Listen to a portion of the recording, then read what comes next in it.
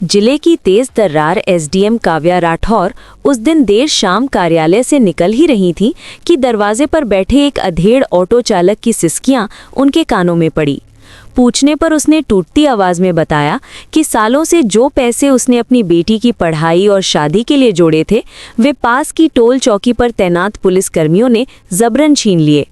Madam, हर रोज कोई ना कोई बहाना बनाकर पैसे मांगते हैं, अब घर लौटने की हिम्मत भी नहीं बची, कहते हुए उसकी आंखें भर आईं।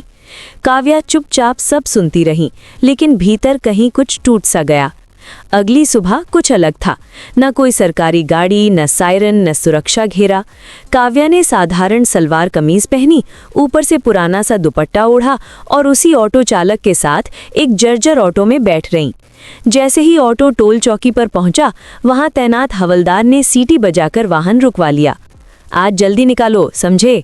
उसने आंखें तरेड़ते हुए कहा। चालक ने डरते हुए हाथ जोड़ दिए। हुजूर, आज कुछ नहीं बचा, सुबह से सवारी नहीं मिली। हवलदार झल्ला उठा। बातें मत बना, नियम हमें सिखाएगा, पैसा नहीं है तो सड़क पर मत चला कर। तभी काव्या ने बेहद शांत आवाज में कहा, भैया, रोज ऐसे ही डराकर पैसा लेना कौन सा नियम है? हवलदार हंसा। यहाँ नियम मैं हूँ और कानून मेरी जेब में रहता है। काव्या ने बिना कोई भाव बदले अपना दुपट्टा ठीक किया, बैग से पहचान पत्र निकाला और उसके सामने कर दिया। अगले ही पल हवलदार की रंगत उड़ गई। जिस आवाज में अकड़ थी, वही आवाज लड़खड़ा गई। हाथ जो अभी तक रौब दिखा रहे थे, अब कांपने लगे।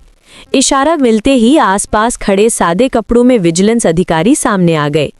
चौकी की तलाशी हुई तो बेंच के नीचे और दराजों से नकदी की गड्डियां और अवैध रसीदें बरामद हो गईं। काव्या ने वहीं मौजूद ऑटो और ट्रक चालकों से बात की। उनकी आंखों में भरोसा लौट आया।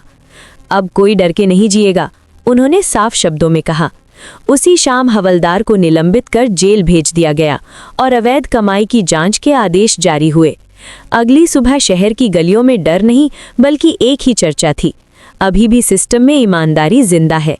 एक साहसी अधिकारी ने लोगों का टूटा हुआ भरोसा फिर से जोड़ दिया था।